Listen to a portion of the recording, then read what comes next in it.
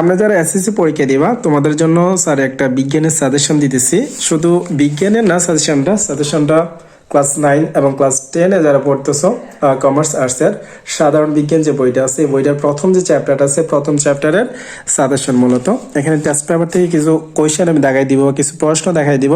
Just এই প্রশ্নগুলো যদি পড়ো পরীক্ষার হলে 95% কমন পড়বে। বিজ্ঞান নর্মালি কমার্স আর্টসের স্টুডেন্টরা পড়তে একটু বই পাই, এই প্রশ্নগুলো যদি জাস্ট পড়ে রাখো তাহলে 95% কোয়েশ্চেন কমন পাবা। সো জাস্ট এই প্রশ্নগুলো ভিডিওটা সেভ করে রেখে দাও। টেস্ট পেপার থাকলে টেস্ট পেপার থেকে দাগায় নিবা, অথবা আমি এখানে প্রশ্ন দেওয়া থাকবে, উত্তর দেওয়া থাকবে, পাশাপাশি উত্তর দিকে দেখতে নিব, মানে ভিডিওটা ডাউনলোড করে নিলে উত্তরগুলো দেখে নিতে পারবে। আমি বেশি সময় নেব না, জাস্ট একটু একটু দেখে দিয়ে যাব। সো ভিডিওটা যেমন এখানে এই প্রশ্নটা, এই যে প্রশ্নটা, ওকে। সো আমি জাস্ট প্রশ্নগুলো দেখাই দিব তোমাদেরকে। যেমন এই প্রশ্নটা, ওকে,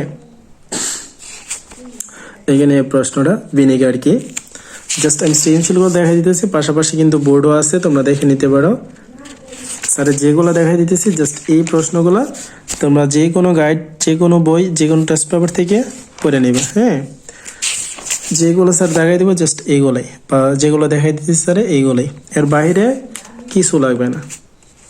আমি আবার বলতেছি, স্যার যেগুলো দেখাই দিতেছি এগুলোর বাইরে কিছু লাগবে না।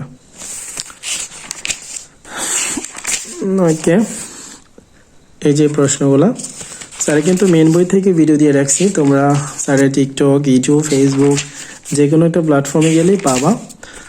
দেখো বেশি কিন্তু প্রশ্ন আমি দিতেছি না, খুবই কম প্রশ্ন দিতেছি। এই যে এখানে রাফেস কি, এই সৃজনশীলটা আর কি।